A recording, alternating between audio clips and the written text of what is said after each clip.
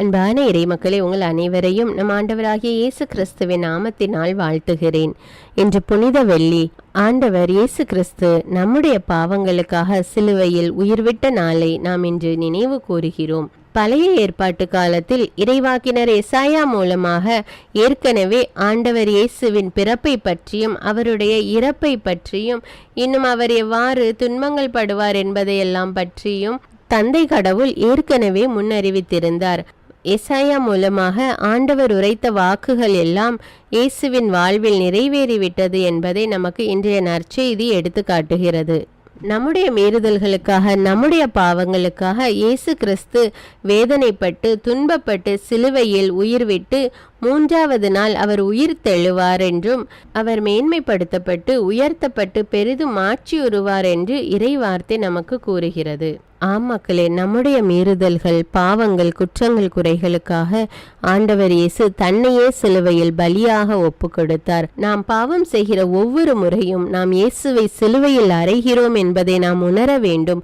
உணர்ந்து அந்த பாவத்தை விட்டு விலகி ஆண்டவர் இயேசு நமக்கு காட்டியிருக்கிற வழியிலே நாம் நடக்க முயற்சிப்போம். அன்பின் பரலோக பிதாவே, உம்மை போற்றுகிறோம், உம்மை புகழுகிறோம், உம்மை ஆராதிக்கிறோம், உமக்கு நன்றி கூறுகிறோம் அப்பா.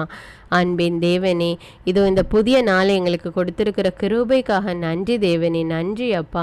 ஆண்டவரே, எங்களுடைய பாவங்கள், எங்களுடைய குற்றங்களுக்காக நீர் சிலுவை சுமந்தீரே, நன்றி அப்பா, நன்றி ராஜா.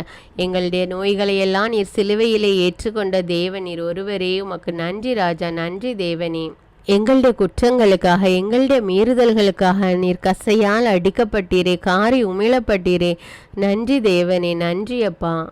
பாவம் அறியாத நீர் எங்களுக்காக சிலுவையில் அனுபவித்த துன்பங்கள் ஏராளம் தேவனே. எங்கள் ஒவ்வொருவரையும் மன்னியும் அப்பா. எங்களுடைய பாவ வாழ்க்கையை விட்டு நீர் எங்களுக்கு காட்டியுள்ள நேர்மையான வழியிலே நாங்கள் நடக்க எங்களை ஒப்பு கொடுக்கிறோம் ராஜா. எங்கள் ஒவ்வொருவர் மீது இரக்கமாயிரும் அப்பா. உம்முடைய கல்வாரி சிலுவையின் இரத்தத்தினால் எங்கள் ஒவ்வொருவருடைய பாவத்தையும் கழுவும் அப்பா. எங்கள் ஒவ்வொருவரையும் நீர் அரவணைத்து கொள்ளும் அப்பா. எங்களை உம்முடைய இரத்த கோட்டைகளை வைத்து பாதுகாத்து கொள்ளும் தேவனே. எல்லா துதி கன மகிமை உமக்கே செலுத்துகிறேன் அப்பா. இயேசுவின் இன்ப நாமத்தில் ஜெபிக்கிறேன், ஆமீன். தந்தை, மகன், தூய ஆவியாரின் பெயராலே, ஆமீன். தந்தைக்கும் மகனுக்கும் தூய ஆவியாருக்கும் ஆட்சி உண்டாவதாக. தொடக்கத்தில் இருந்தது போல இப்பொழுதும் எப்பொழுதும் என்றென்றும் இருப்பதாக, ஆமீன். இயேசுமரி சூசை, உங்கள் அடைக்கலத்திலே நான் கண் விழித்து யாதொரு பொல்லாப்பை காணாமலும் நினையாமலும் செய்யாமலும் இருக்க கடவேன். இயேசுநாதருடைய திருநாமத்தினாலே எழுந்திருக்கிறேன். படுக்கையிலே நின்று எழுந்தது போல் பாவத்தை விட்டு எழுந்து மறுபடியும் நான் பாவத்தில் விழாதபடிக்கு என்னை தற்காத்தருளும் சுவாமி. இயேசுவின் திரு இருதயமே, நாங்கள் கட்டிக்கொள்ளும் துரோகங்களுக்கு பரிகாரமாகவும் தேவரீர் திரு பீடத்தில் ஓயாமல் உம்மைத்தானே பலியாக ஒப்பு கொடுக்கும் சகல கருத்துக்களுக்காகவும் அடியேன் இன்று செய்யும் ஜபங்களையும் கிரியைகளையும் படும் துன்ப வருத்தங்களையும் தூய கன்னிமரியாயின் மாசில்லாத திரு இருதயத்தின் வழியாக உமக்கு ஒப்பு கொடுக்கிறேன் சுவாமி. இந்த மாதத்திற்கும் இந்த நாளுக்கும் சபையாருக்கும் குறிக்கப்பட்ட சகல கருத்துகளுக்காகவும் விசேஷமாய் அவைகளை ஒப்பு கொடுக்கிறேன் சுவாமி, ஆமீன்.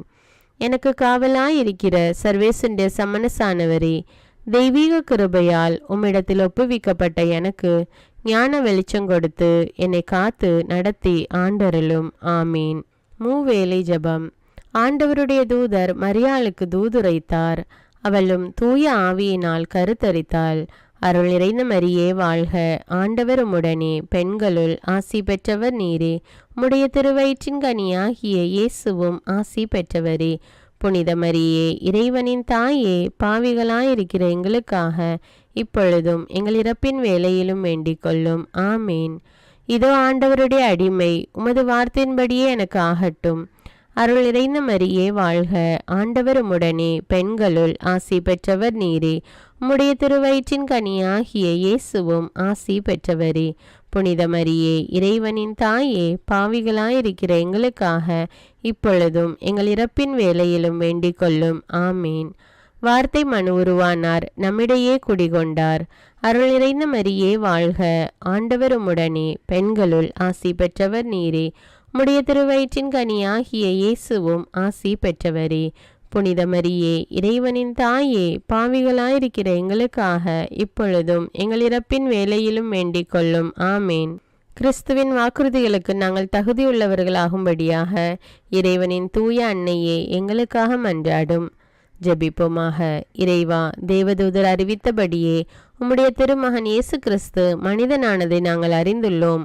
அவருடைய பாடுகளினாலும் சிலுவையினாலும் நாங்கள் அவருடைய உயிர்ப்பின் மேன்மையை அடையும் பொருட்டு எங்கள் உள்ளங்களில் உமது அருளை பொழிய வேண்டுமென்று எங்கள் ஆண்டவராகிய இயேசு கிறிஸ்தின் வழியாக உம்மை மன்றாடுகிறோம். ஆமீன். பரிசுத்த ஆவி ஜெபம். பரிசுத்த ஆவியே, எழுந்தருள்வீர். இறைமக்கள் உள்ளங்களை ஒளியால் நிரப்புவீர். அவற்றில் அன்பு தீயை மூட்டி அருள்வீர். உம்முடைய ஞான கதிர்களை வரவிடுவீர். அதனால் உலகை புதுப்பித்தருளும். இறைவா, மக்களின் உள்ளங்களை பரிசுத்த ஆவியானவரின் ஒளியால் தெளிவுபடுத்தினீரே. அப்பரிசுத்த ஆவியானவரால் நாங்கள் சரியானவற்றை உணரவும் அவருடைய ஆறுதலால் மகிழ்வு பெறவும் அருள் புரியும். இவற்றை எங்கள் ஆண்டவராகிய இயேசு கிறிஸ்து வழியாக உம்மை வேண்டுகிறோம். ஆமீன். புனித மிக்கேல் சமணசிடம் ஜெபம். வானுலக சேனை தலங்களின் அதிபதியே, சதா ஜீவ சுரூபிகளில் மகிமை பிரதாபம் நிறைந்த சமணசானவரே, அவர்களிலும் உத்தமமானவரே, உன்னத கடவுளின் மந்திர ஆலோசனை நிர்ணய பெட்டகமே, தேவ சிம்மாசனத்தருகே நிற்க பேறு பெற்ற பிரபுவே, தேவ கட்டளைப்படியே பரலோக வாசலை திறக்கவும் பூட்டவும் அதிகாரமுள்ள வானவரே, தேவநீதி சிம்மாசன தண்டையில் எங்கள் ஆத்துமங்களை சேர்ப்பிக்கும் தூதாதி தூதரே, மரண அவஸ்தைப்படுகிறவர்களுக்கு உதவி செய்ய தீவிரித்து ஓடிவரும் உபகாரியே, மரித்தவர்களின் ஆத்துமங்களை அழைத்து கொண்டு போய் திவ்ய கர்த்தரின் சந்நிதியில் சேர்க்கும் காவலனே, பலவீனனும் நிர்பாகியனுமாகிய அடியேனை கிருபகடாட்சமாய் பார்த்து என் ஜீவிய காலம் முற்றிலும் விசேஷமாய் என் மரண தருவாயிலும் எனக்கு உமது தயை நேச உதவி புரிந்தருள வேண்டுமென்று உம்மை மன்றாடுகிறேன். ஆமீன். இயேசுவின் திரு இருதயத்திற்கு குடும்பத்தை ஒப்புக்கொடுக்கும் ஜெபம். இயேசுவின் திரு இருதயமே, கிறிஸ்தவ குடும்பங்களுக்கு தேவரீர் செய்து வரும் சகல உபகாரங்களையும் சொல்ல முடியாத உமது நன்மைத்தனத்தையும் நினைத்து நன்றெறிந்த பட்சத்தோடு உமது திரு பாதத்தில் சாஷ்டாங்கமாக விழுந்து கிடக்கிறோம். நேசமுள்ள இயேசுவே, எங்கள் குடும்பங்களில் உள்ள சகலரையும் உமக்கு ஒப்பு கொடுக்கிறோம். தேவரீர் எங்களை ஆசீர்வதித்து இப்பொழுதும் எப்பொழுதும் உம்முடைய திரு இருதய நிழலில் இளைப்பாற செய்தருளும். தவறி எங்களில் எவரேனும் உமது இருதயத்தை நோக செய்திருந்தால் அவரது குற்றத்திற்கு நாங்களே நிந்தை பரிகாரம் செய்கிறோம். உமது திரு இருதயத்தை பார்த்து எங்கள் பரிகாரத்தை ஏற்றுக்கொண்டு கிருபை செய்தருளும். இதுவுமின்றி உலகத்தில் இருக்கும் சகல குடும்பங்களுக்காகவும் மன்றாடுகிறோம். பலவீனர்களுக்கு பலமும், விருத்தாப்பியர்களுக்கு ஊன்றுகோலும், விதவைகளுக்கு ஆதரவும், அனாதை பிள்ளைகளுக்கு தஞ்சமுமாயிருக்க தயை புரியும். ஒவ்வொரு வீட்டிலும் நோயாளிகள் அவஸ்தைப்படுகிறவர்கள் தலைமாட்டிலும் தேவரீர் தாமே விழித்து காத்திருப்பீராக. இயேசுவின் இரக்கமுள்ள திரு இருதயமே, சிறு பிள்ளைகளை எவ்வளவோ பட்சத்தோடு நேசித்தீரே. இந்த விசாரணையில் உள்ள சகல பிள்ளைகளையும் உமக்கு ஒப்பு கொடுக்கிறோம். அவர்களை ஆசீர்வதியும். அவர்களுடைய இருதயத்தில் விசுவாசத்தையும் தெய்வ பயத்தையும் வளர செய்யும். ஜீவிய காலத்தில் அவர்களுக்கு அடைக்கலமாகவும் மரண சமயத்தில் ஆறுதலாகவும் இருக்க மன்றாடுகிறோம். திவ்ய இயேசுவே, முறைமுறையாய் உமது திரு சிநேகத்தில் ஜீவித்து மரித்து நித்திய காலமும் எங்கள் குடும்பம் முழுவதும் உம்மோடு இளைப்பார கிருபை புரிந்தருளும். ஆமீன். திருப்பாடல்கள் 91. நம்மை பாதுகாக்கும் இறைவன். உன்னதரின் பாதுகாப்பில் வாழ்பவர், எல்லாம் வல்லவரின் நிழலில் தங்கியிருப்பவர். ஆண்டவரை நோக்கி, நீரே என் புகலிடம், என் அரண், நான் நம்பியிருக்கும் இறைவன் என்று உரைப்பார். ஏனெனில் ஆண்டவர் உம்மை வேடரின் கண்ணியினின்றும் கொன்றளிக்கும் கொள்ளை நோயினின்றும் தப்புவிப்பார். அவர் தம் சிறகுகளால் உம்மை அரவணைப்பார்.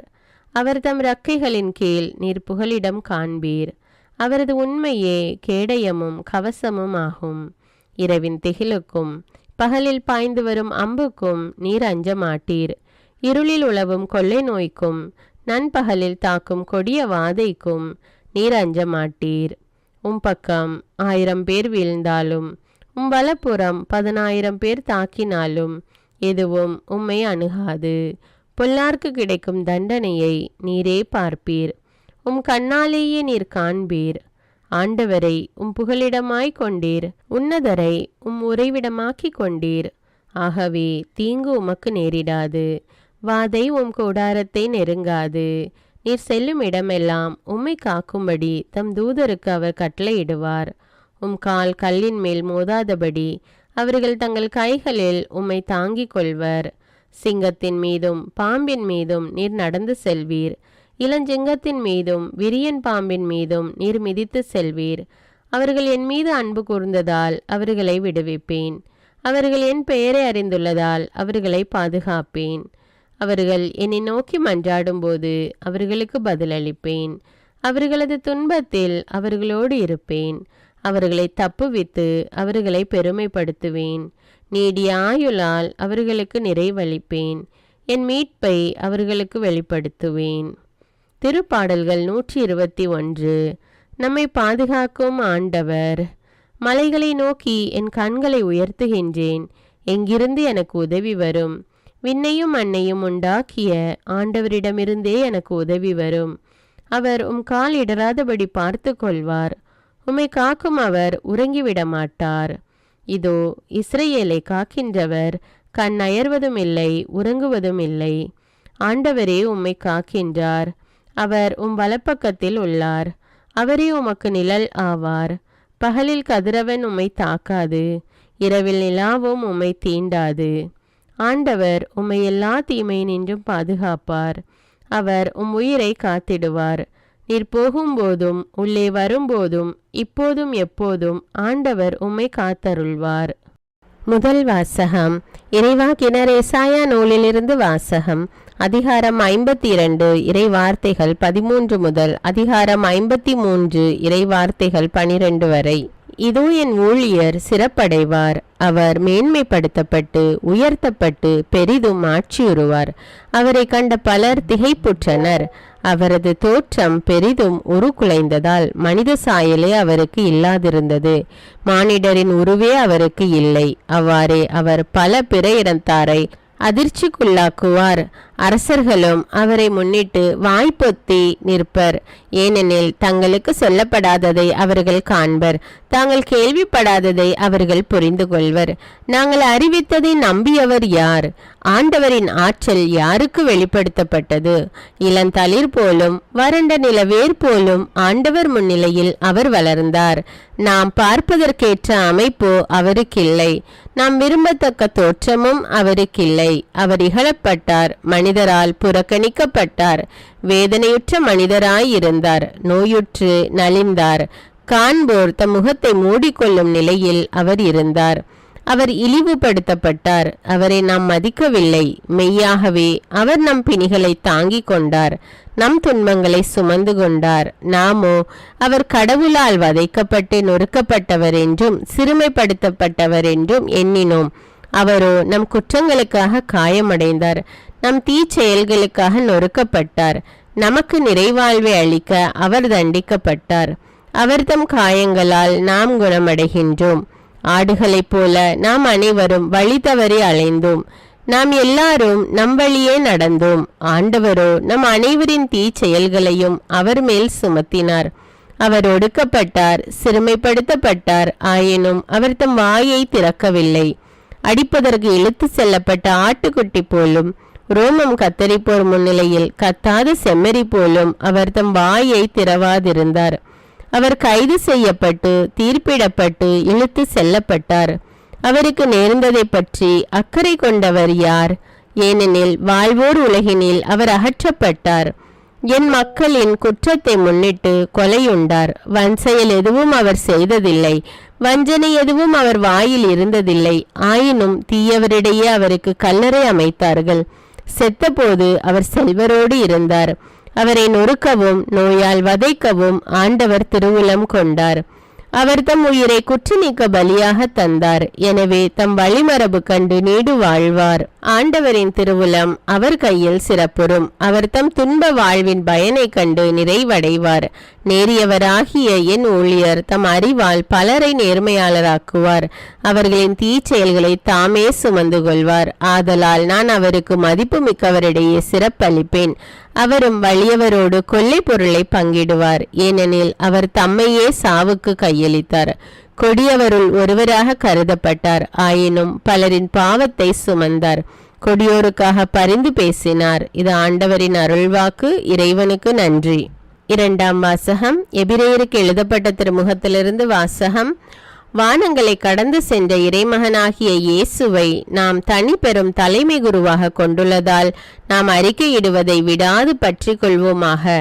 ஏனெனில் நம் தலைமை குரு நம்முடைய வலுவின்மையை கண்டு இரக்கம் காட்ட இயலாதவர் அல்ல, மாறாக எல்லா வகையிலும் நம்மை போல சோதிக்கப்பட்டவர், எனினும் பாவம் செய்யாதவர். எனவே நாம் இரக்கத்தை பெறவும் ஏற்ற வேளையில் உதவக்கூடிய அருளை கண்டடையவும் அருள் நிறைந்த இறை அரியணையை துணிவுடன் அணுகி செல்வோமாக.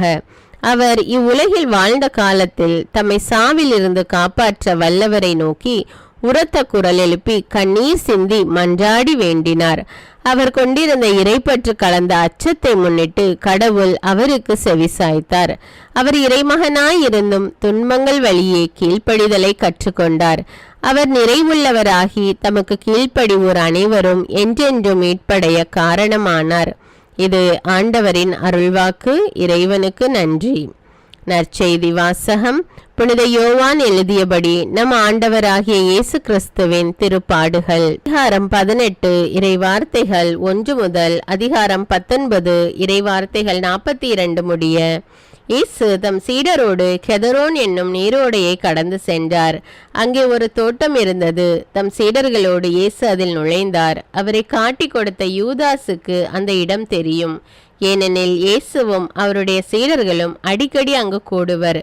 படை பிரிவினரையும் தலைமை குருக்களும் பரிசேயரும் அனுப்பிய காவலர்களையும் கூட்டிக் கொண்டு யூதாசு விளக்குகளோடும் பந்தங்களோடும் படைக்கலங்களோடும் அங்கே வந்தான். தமக்கு நிகழப்போகிற அனைத்தையும் இயேசு அறிந்து அவர்கள் முன் சென்று, யாரை தேடுகிறீர்கள் என்று கேட்டார். அவர்கள் மறுமொழியாக, நாசரேத்து இயேசுவை தேடுகிறோம் என்றார்கள். இயேசு, நான் தான் என்றார். அவரை காட்டிக் கொடுத்த யூதாசும் அவர்களோடு நின்று கொண்டிருந்தான். நான் தான் என்று இயேசு அவர்களிடம் சொன்னதும் அவர்கள் பின்வாங்கி தரையில் விழுந்தார்கள். யாரை தேடுகிறீர்கள் என்று இயேசு மீண்டும் அவர்களிடம் கேட்டார். அவர்கள், நாசரேத்து இயேசுவை தேடுகிறோம் என்றார்கள். இயேசு அவர்களை பார்த்து, நான் தான் என்று உங்களிடம் சொன்னேனே, நீங்கள் என்னை தேடுகிறீர்கள் என்றால் இவர்களை போக விடுங்கள் என்றார். நீர் என்னிடம் ஒப்படைத்தவர்களுள் எவரையும் நான் இழந்துவிடவில்லை என்று அவரே கூறியிருந்தது இவ்வாறு நிறைவேறியது. சீமோன் பேதுருவிடம் ஒரு வாள் இருந்தது. அவர் அதை உருவி தலைமை குருவின் பணியாளரை தாக்கி அவரது வலக்காதை வெட்டினார். அப்பணியாளரின் பெயர் மால்கு. இயேசு பேதுருவிடம், வாளை உரையில் போடு, தந்தை எனக்கு அளித்த துன்ப கிண்ணத்திலிருந்து நான் குடிக்காமல் இருப்பேனோ என்றார். படைப்பிரிவினரும் ஆயிரத்தவர் தலைவரும் யூதர்களின் காவலர்களும் இயேசுவை பிடித்து கட்டி முதலில் அவரை அன்னாவிடம் கொண்டு சென்றார்கள். ஏனெனில் அந்த ஆண்டில் தலைமை குருவாயிருந்த கயபாவுக்கு அவர் மாமனார்.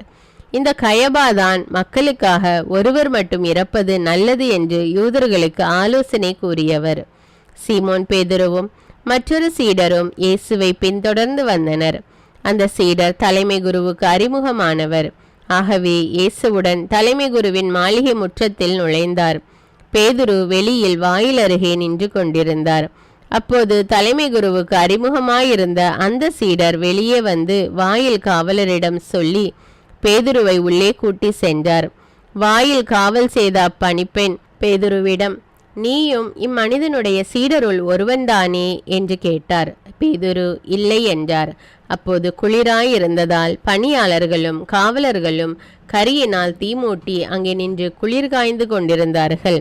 பேதுருவும் சென்று அவர்களோடு நின்று குளிர் காய்ந்து கொண்டிருந்தார். தலைமை குரு இயேசுவின் சீடர்களை பற்றியும் அவருடைய போதனையை பற்றியும் அவரிடம் கேட்டார். இயேசு அவரை பார்த்து, நான் உலகறிய வெளிப்படையாய் பேசினேன். யூதர் அனைவரும் கூடி வரும் தொழுகை கூடங்களிலும் கோவிலிலும் தான் எப்போதும் கற்பித்து வந்தேன்.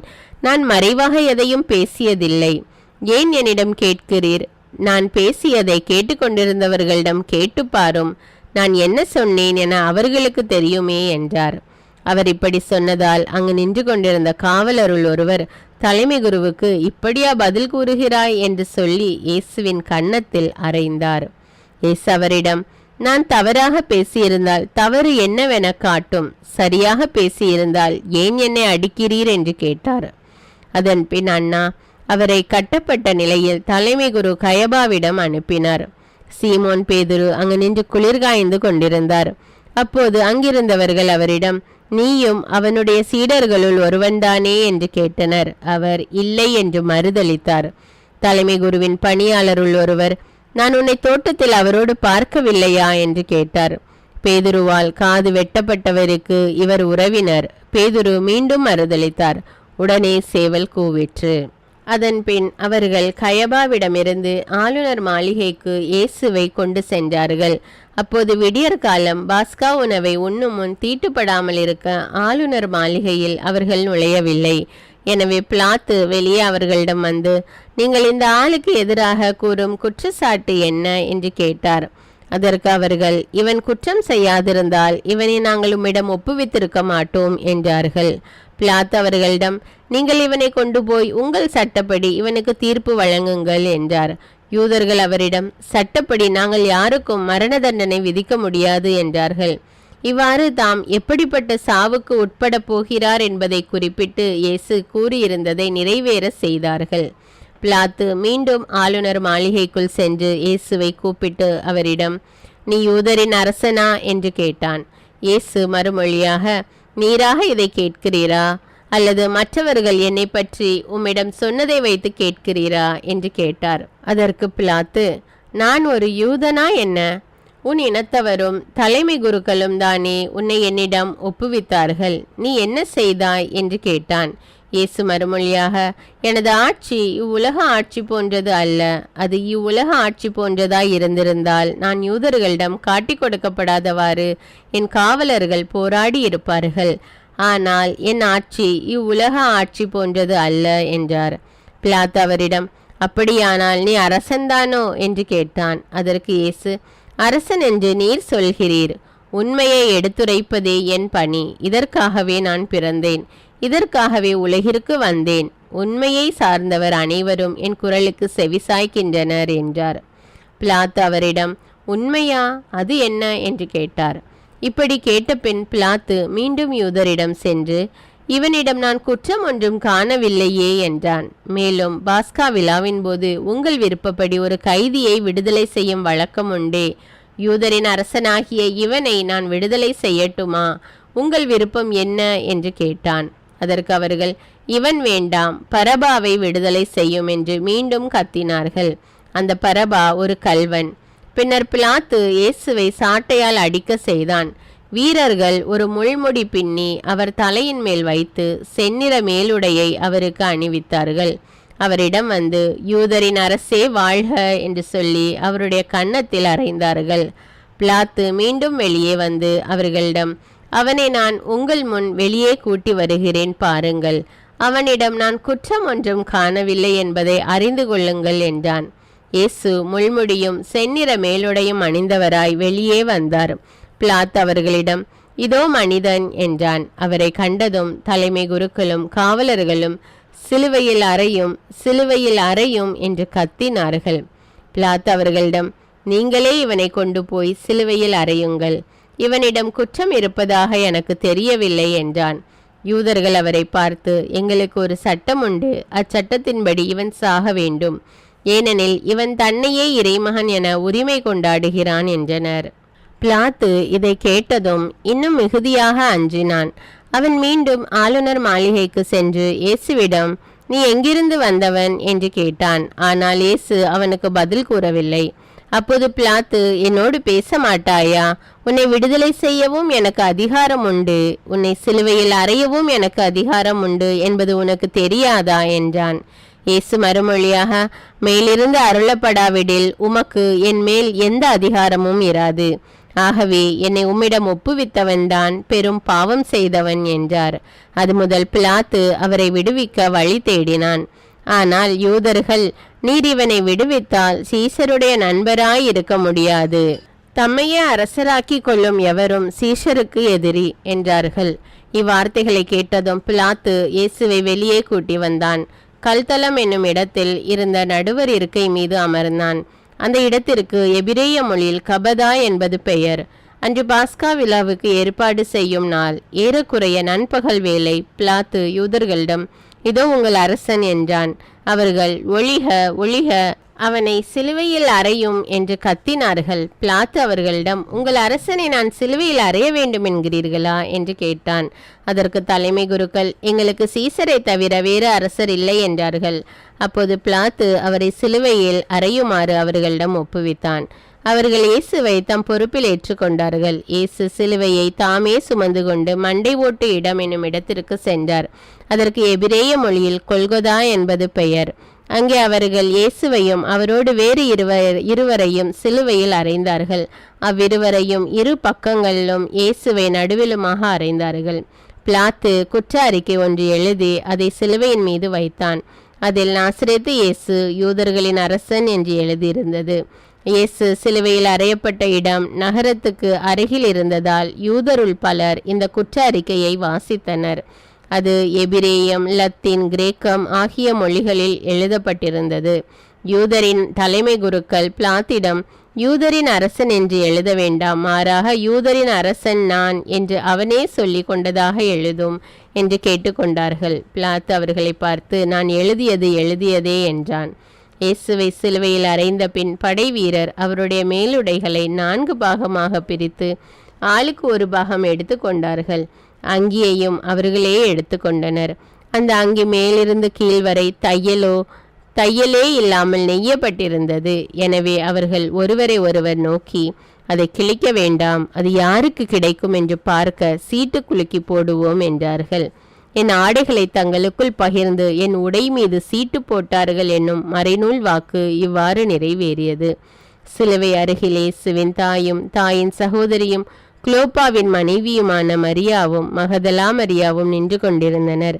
இயேசு தம் தாயையும் அருகில் நின்ற தம் அன்பு சீடரையும் கண்டு தம் தாயிடம், அம்மா, இவரே உம் மகன் என்றார். பின்னர் தம் சீடரிடம், இவரே உம் தாய் என்றார். அந்நேரம் முதல் அச்சீடர் அவரை தம் வீட்டில் ஏற்று ஆதரவு அளித்து வந்தார்.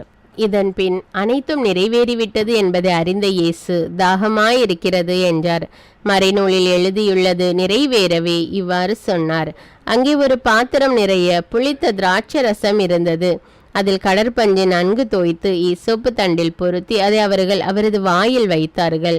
அந்த ரசத்தை குடித்ததும் இயேசு எல்லாம் நிறைவேறிற்று என்று கூறி தலை சாய்த்து ஆவியை ஒப்படைத்தார். அன்று பாஸ்கா விழாவுக்கு ஏற்பாடு செய்யும் நாள். அடுத்த நாள் ஓய்வு நாளாகவும் பெருநாளாகவும் இருந்தது. எனவே அன்று சிலுவையில் உடல்கள் தொங்கல் ஆகா என்பதற்காக கால்களை முறித்து சடலங்களை எடுத்து விடுமாறு யூதர்கள் பிலாத்திடம் கேட்டுக்கொண்டார்கள். ஆகவே படைவீரர் வந்து இயேசுவோடு சிலுவையில் அறையப்பட்டிருந்தவருள் ஒருவனுடைய கால்களை முதலில் முறித்தார்கள். பின்னர் மற்றவனுடைய கால்களையும் முறித்தார்கள். பின்பு அவர்கள் இயேசுவிடம் வந்தார்கள். அவர் ஏற்கனவே இறந்து போயிருந்ததை கண்டு அவருடைய கால்களை முறிக்கவில்லை. ஆனால் படை வீரருள் ஒருவர் இயேசுவின் விழாவை ஈட்டியால் குத்தினார். உடனே இரத்தமும் தண்ணீரும் வடிந்தன. இதை நேரில் கண்டவரே இதற்கு சாட்சி. அவரது சான்று உண்மையானதே. அவர் உண்மையையே கூறுகிறார் என்பது அவருக்கு தெரியும். நீங்களும் நம்ப வேண்டும் என்பதற்காகவே அவர் இதை கூறுகிறார். எந்த எலும்பும் முறிபடாது என்னும் மறைநூல் வாக்கு இவ்வாறு நிறைவேறியது. மேலும் தாங்கள் ஊடுருவ குத்தியவரை உற்று நோக்குவார்கள் என்றும் மறைநூல் கூறுகிறது. அரிமத்தியா ஊரை சேர்ந்த யோசேப்பு என்பவர் இயேசுவின் சீடர்களுள் ஒருவர். யூதருக்கு அஞ்சியதால் தம்மை சீடர் என்று வெளிப்படையாக காட்டிக்கொள்ளாதவர். அவர் இயேசுவின் உடலை எடுத்து கொண்டு போக பிலாத்திடம் அனுமதி கேட்டார். பிலாத்தும் அனுமதி கொடுத்தான். யோசேப்பு வந்து இயேசுவின் சடலத்தை எடுத்து கொண்டு போனார். முன்பு ஒரு முறை இரவில் இயேசுவிடம் வந்த நிக்கேதேம் என்பவரும் அங்கு வந்து சேர்ந்தார். அவர் வெள்ளை போலமும் சந்தனத்தூளும் கலந்து ஏறக்குறைய 30 கிலோகிராம் கொண்டு வந்தார். அவர்கள் இயேசுவின் உடலை எடுத்து யூத அடக்க முறைப்படி நறுமண பொருள்களுடன் துணிகளால் சுற்றி கட்டினார்கள். சிலுவையில் அறையப்பட்டிருந்த இடத்தில் ஒரு தோட்டம் இருந்தது. அங்கே புதிய கல்லறை ஒன்று இருந்தது. அதில் அதுவரை யாரும் அடக்கம் செய்யப்படவில்லை. அன்று பாஸ்கா விழாவுக்கு ஆயத்த நாளாயிருந்ததாலும் அக்கல்லறை அருகில் இருந்ததாலும் அவர்கள் இயேசுவை அதில் அடக்கம் செய்தார்கள். அர்ப்பண ஜபம். கருணையும் அன்பின் செல்வந்தரும் படைப்பின் ஆண்டவருமான இறைவா, நீர் எனக்கு தந்துள்ள அனைத்து ஆசீர்வாதங்களையும் நன்மைகளையும் நினைத்து நான் உமக்கு நன்றி கூறுகிறேன். படைப்பு அனைத்தோடும் சேர்ந்து நான் உம்மை துதித்து ஆராதிக்கின்றேன். என் இயேசுவே, இன்று நான் காண்பதையும் கேட்பதையும் சிந்திப்பதையும் செயல்படுவதையும் நேரிடுவதையும் அதற்கு ஏதுவான அனைத்தையும் என் இதயத்தை பாதிப்பவைகளையும் அவ்வப்போது உலகமெங்கும் ஒப்பு கொடுக்கப்படும் திருப்பலியோடு இணைந்து பரிசுத்த அன்னையின் மாசற்ற திரு இருதயத்தின் வழியாக உமக்கு நான் காணிக்கை ஆக்குகிறேன். என் தாய் தந்தையுடையவும் முன்னோர்களுடையவும் அனைத்துலக மக்களின் பாவ பரிகாரத்திற்காகவும் கொடும் பாவிகளின் மனமாற்றத்திற்காகவும் உத்தரிக்கின்ற ஸ்தல ஆன்மாக்களின் மீட்பிற்காகவும் இந்த அர்ப்பண ஜபத்தை நீர் ஏற்றருளும். உலக சமாதானத்திற்கும் மறைபரப்பு பணியின் வெற்றிக்கும் இந்தியாவினுடையவும் மற்றும் அனைத்து நாடுகளுடையவும் சிறப்பாக கடவுளை ஏற்றுக்கொள்ளாதவர்களுடையவும் மனமாற்றத்திற்காக இந்த அர்ப்பணத்தை நீர் ஏற்றருளும். தரித்திரரும் அனாதைகளும் கைவிடப்பட்டவர்களும் நோயாளிகளுமாக வாழும் அனைவரும் உமது திருவுளத்திற்கு ஏற்புடையவராய் தங்கள் வாழ்க்கை துயரங்களையும் வேதனைகளையும் ஏற்றுக்கொள்ளும் சக்தியை பெற்றுக்கொள்ள நீர் இந்த அர்ப்பணத்தை ஏற்றருளும். அனைத்து மக்கள் சமூகமும் திருவார்த்தையால் வழிநடத்தப்படவும் இயேசுவை ஏக இரட்சகராக ஏற்று அறிக்கை செய்திடவும் நீர் இந்த அர்ப்பணத்தை ஏற்றருளும். நீர் எனக்கு தந்தவைகளும் தந்து கொண்டிருப்பவைகளும் தர இருப்பவைகளுமான அனைத்து ஆசீர்வாதங்களுக்கும் நன்றி அறிதலாக நீர் இந்த அர்ப்பணத்தை ஏற்றருளும். என் இயேசுவே, உம்மீது நம்பிக்கை கொண்ட எவருமே ஏமாந்ததில்லை. பாவியான என் மீது இரக்கமாயிரும். என் பலவீனங்களை மன்னித்து நீர் என்னை ஆசீர்வதித்தருளும். என் வாழ்வை உமக்கு காணிக்கையாக்குகிறேன். எஞ்சியிருக்கும் என் வாழ்வின் ஒவ்வொரு நிமிடமும் நீர் விரும்புவது போல கழித்திட உமது திவ்ய ஆசீர்வாதங்களை தாராளமாக என் மீது பொழிந்தருளும். என் பெற்றோரையும் சகோதர சகோதரிகளையும் உற்றார் உறவினர்களையும் உடன் பணியாளர்களையும் என்னை வெறுப்பவர்களையும் நான் யாருக்காக எல்லாம் ஜெபிக்க கடன்பட்டிருக்கிறேனோ, யாரெல்லாம் என்னிடம் ஜெப உதவி கேட்டிருக்கிறார்களோ அவர்கள் அனைவரையும் நீர் ஆசீர்வதித்தருளும். அன்பு இதயமும் பரிசுத்தமான மனசாட்சியும் எனக்கு தந்தருளும். பிறருக்கு வேதனையோ வருத்தமோ பெயரை கெடுக்கும் யாதொன்றும் என்னிலிருந்து ஏற்படாதவாறு என் பேச்சுக்களில் கவனத்தோடும் என் செயல்பாடுகளில் விவேகத்தோடும் செயலாற்ற எனக்கு உதவியருளும். ஆன்ம பலத்தால் கோபத்தை அன்பாக பகிர்ந்திடவும் அன்பால் பழிவாங்கும் சிந்தனைகளை வெற்றி கொள்ளவும் எத்தகைய வருத்தமுற்ற நிலையிலும் சமாதானத்தை இழந்து விடாமல் உம்மையே அடைக்கலமாக்கி நான் வாழ எனக்கு உதவியருளும். என் இயேசுவே, உம்மை அன்பு செய்யவும் உம்மீதுள்ள அன்பின் பொருட்டு நீர் விரும்பும் எதையும் சந்தோஷமாக ஏற்றுக்கொள்ளவும் எனக்கு ஆற்றல் தாரும். உமது அன்பிலிருந்து என்னை வேறுபடுத்துகின்ற எல்லா விதமான ஊனுடல் பலவீனங்களையும் விசுவாசத்திற்கும் பரிசுத்தத்திற்கும் எதிராக வருகின்ற சோதனைகளையும் மேற்கொள்ள வேண்டிய ஆன்மீக சக்தி நீர் தந்தருளும். எனது அனைத்து செயல்களிலும் உமது அருளும் ஆசீரும் பொழிந்தருளும். அனைத்தையும் நன்றாக துவங்கவும் நன்றாக முடிக்கவும் எனக்கு ஆற்றல் தந்தருளும். மரணம் என்னை நெருங்குகையில் அந்த பலவீனமான நேரத்தில் வலுவான சோதனைகள் என்னை வேதனைப்படுத்தும் போது என் இயேசுவே, நீர் வந்து எனக்கு உதவிடவும் என் ஆன்மாவை ஏற்றுக்கொள்ளவும் வேண்டுகிறேன். ஆமேன். தந்தை இரக்கமுள்ளவராய் இருப்பது போல நீங்களும் இரக்கமுள்ளவர்களாய் இருங்கள் என்று விவிலியம் கூறுகிறது. இன்று நாம் உலகில் உள்ள அனைத்து மக்களுக்காகவும் ஆண்டவருடைய இரக்கத்தை வேண்டி இந்த இரக்கத்திற்கான ஜெபத்தை ஜெபிப்போம். ஆண்டவரே இரக்கமாயிரும். இயேசுவே இரக்கமாயிரும். பரிசுத்த ஆவியே இரக்கமாயிரும். இயேசுவே, தாவீதின் மகனே இரக்கமாயிரும். பாவி என் மீது இரக்கமாயிரும். அல்லேலூயா. நான் குடியிருக்கும் வீட்டின் மீது இரக்கமாயிரும். என் குடும்பத்தின் மீது இரக்கமாயிரும். என் பெற்றோர் மீது இரக்கமாயிரும். என் சகோதர சகோதரிகள் மீது இரக்கமாயிரும். என் பிள்ளைகள் மீது இரக்கமாயிரும். என் கணவன் மீது இரக்கமாயிரும். என் மனைவி மீது இரக்கமாயிரும். என் உறவினர்கள் மீது இரக்கமாயிரும். என் நண்பர்கள் மீது இரக்கமாயிரும். என் அருகில் வசிக்கும் குடும்பங்கள் மீது இரக்கமாயிரும். ஆண்டவரே இரக்கமாயிரும். இயேசுவே இரக்கமாயிரும். பரிசுத்த ஆவியே இரக்கமாயிரும். இயேசுவே தாவீதின் மகனே இரக்கமாயிரும். பாவி என் மீது இரக்கமாயிரும். அல்லேலூயா. ஆண்டவரே என் முன்னோர் மீது இரக்கமாயிரும். அவர்களது பாவங்களின் மீது இரக்கமாயிரும். என் முன்னோரால் ஏற்பட்ட கட்டுக்களின் மீது இரக்கமாயிரும். அவர்களின் வழியாக வந்த சாபங்களின் மீது இரக்கமாயிரும். அவர்கள் செய்த தீச்செயல்களின் மீது இரக்கமாயிரும். என் முன்னோரின் எல்லா சந்ததிகள் மீதும் இரக்கமாயிரும். ஆண்டவரே இரக்கமாயிரும். இயேசுவே இரக்கமாயிரும். பரிசுத்த ஆவியே இரக்கமாயிரும். இயேசுவே தாவீதின் மகனே இரக்கமாயிரும். பாவி என் மீது இரக்கமாயிரும். அல்லேலூயா. என் தேவைகளின் மீது இரக்கமாயிரும். என் விருப்பங்களின் மீது இரக்கமாயிரும். நான் செய்யும் வேலையின் மீது இரக்கமாயிரும். நான் வேலை செய்யும் இடத்தின் மீது இரக்கமாயிரும்.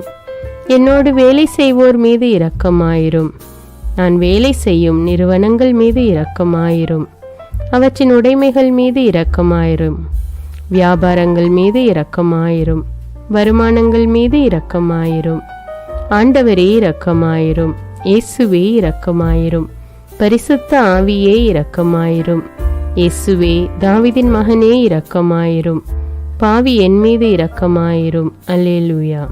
எங்களுடைய நிலத்தின் மீது இரக்கமாயிரும். அதில் கிடைக்கும் விளைச்சல்களின் மீது இரக்கமாயிரும். மரம், செடி, கொடிகள், தானியங்கள், பயிர்கள் மீது இரக்கமாயிரும். எனக்கு நீர் தந்துள்ள அனைத்து உயிரினங்கள், விலங்குகள், பறவைகள் மீதும் இரக்கமாயிரும். என் வீட்டில் உள்ள அனைத்தின் மீதும் இரக்கமாயிரும். ஆண்டவரே இரக்கமாயிரும். இயேசுவே இரக்கமாயிரும். பரிசுத்த ஆவியே இரக்கமாயிரும். இயேசுவே தாவீதின் மகனே இரக்கமாயிரும். பாவி என் மீது இரக்கமாயிரும். அல்லேலூயா. எல்லா குருமடங்கள் மீதும் இரக்கமாயிரும். எல்லா உதவி நிறுவனங்களின் மீது இரக்கமாயிரும். எல்லா பள்ளிக்கூடங்களின் மீதும் அதன் ஆசிரியைகள் மீது இரக்கமாயிரும். எல்லா கல்லூரிகள் மீதும் இரக்கமாயிரும். எல்லா பொது சேவை மையங்கள் மீது இரக்கமாயிரும். எல்லா மருத்துவமனைகள் மீது இரக்கமாயிரும். எல்லா அரசு அலுவலகங்களின் மீது இரக்கமாயிரும். இந்திய நாட்டின் மீது இரக்கமாயிரும். எங்களில் பெருகி வரும் தீமைகளின் மீது இரக்கமாயிரும். வன்முறையாளர்கள் மீது இரக்கமாயிரும். பலாத்காரங்களின் மீது இரக்கமாயிரும். தீவிரவாதிகள் மீது இரக்கமாயிரும். பிளவு பிரிவினை உருவாக்குவோர் மீது இரக்கமாயிரும். குடிகாரர்கள் மீது இரக்கமாயிரும். போதைப் பொருட்களுக்கு அடிமையானோர் மீது இரக்கமாயிரும். புகைப்பிடிப்போர் மீது இரக்கமாயிரும். திருடர்கள் மீது இரக்கமாயிரும். கலகக்காரர்கள் மீது இரக்கமாயிரும். கொள்ளைக்காரர்கள் மீது இரக்கமாயிரும். ஆண்டவரே இரக்கமாயிரும். இயேசுவே இரக்கமாயிரும். பரிசுத்த ஆவியே இரக்கமாயிரும். இயேசுவே தாவீதின் மகனே இரக்கமாயிரும். பாவி என் மீது இரக்கமாயிரும். அல்லேலூயா. திருமணமாகாதவர் மீது இரக்கமாயிரும். பிரிந்த குடும்பங்களின் மீது இரக்கமாயிரும். குழந்தை இல்லாதோர் மீது இரக்கமாயிரும். கைம்பெண்கள் மீது இரக்கமாயிரும். கைவிடப்பட்டோர் மீது இரக்கமாயிரும். வேலையில்லாதோர் மீது இரக்கமாயிரும். அநாதைகள் மீது இரக்கமாயிரும். ஊனமுற்றோர் மீது இரக்கமாயிரும். பார்வையற்றோர் மீது இரக்கமாயிரும். வாலிப ஆண்கள் பெண்கள் மீது இரக்கமாயிரும். மந்திரவாதிகள் மீது இரக்கமாயிரும். பேய் பிடித்தோர் மீது இரக்கமாயிரும். மூட விசுவாசமுள்ளோர் மீது இரக்கமாயிரும். ஆண்டவரே இரக்கமாயிரும். இயேசுவே இரக்கமாயிரும். பரிசுத்த ஆவியே இரக்கமாயிரும். இயேசுவே தாவீதின் மகனே இரக்கமாயிரும். பாவி என் மீது இரக்கமாயிரும். அல்லேலூயா. என் நாட்டின் தலைவர்கள் மீது இரக்கமாயிரும். நாட்டின் ஆளுநர்கள் மீது இரக்கமாயிரும். காவல்துறையினர் மீது இரக்கமாயிரும். அதன் அதிகாரிகள் மீது இரக்கமாயிரும். நாட்டின் இராணுவத்தின் மீது இரக்கமாயிரும்.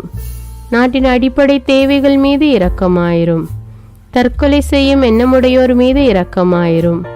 புத்தி சுவாதீனமற்றவர்கள் மீது இரக்கமாயிரும். மூளை வளர்ச்சி குன்றியவர்கள் மீது இரக்கமாயிரும். உடல் தளர்ந்தோர் மீது இரக்கமாயிரும். எல்லாவிதமான நோயாளிகள் மீதும் இரக்கமாயிரும். நீதிமான்கள் மீது இரக்கமாயிரும். நீதி வழங்குவோர் மீது இரக்கமாயிரும். வேற்று நாட்டில் வேலை செய்யும் இந்நாட்டினர் மீது இரக்கமாயிரும். ஆண்டவரே இரக்கமாயிரும். இயேசுவே இரக்கமாயிரும். பரிசுத்த ஆவியே இரக்கமாயிரும். இயேசுவே தாவீதின் மகனே இரக்கமாயிரும். பாவி என் மீது இரக்கமாயிரும். அல்லேலூயா. உலக நாடுகள் அனைத்தின் மீதும் இரக்கமாயிரும். வறுமையிலும் அடிமை தலைகளிலும் வாழும் நாடுகளின் மீதும் மக்கள் மீதும் இரக்கமாயிரும். யுத்தம் செய்ய தூண்டும் தலைவர்கள் மீது இரக்கமாயிரும். உலகில் அணு ஆயுதங்களை தயாரிப்போர் மீது இரக்கமாயிரும். விபத்தில் சிக்குண்டோர் மீது இரக்கமாயிரும். விபத்து குறித்து இரவு நேரங்களிலும் பயம் கொள்வோர் மீது இரக்கமாயிரும். பயணம் செய்வோர் மீது இரக்கமாயிரும். ஆண்டவரே இரக்கமாயிரும். இயேசுவே இரக்கமாயிரும். பரிசுத்த ஆவியே இரக்கமாயிரும். இயேசுவே தாவீதின் மகனே இரக்கமாயிரும். பாவி என் மீது இரக்கமாயிரும். அல்லேலூயா. இந்த ஜெபத்தை தினமும் தவறாமல் ஜெபித்து அனைத்து மக்களும் ஆண்டவருடைய இரக்கத்தை பெற மன்றாடுவோம்.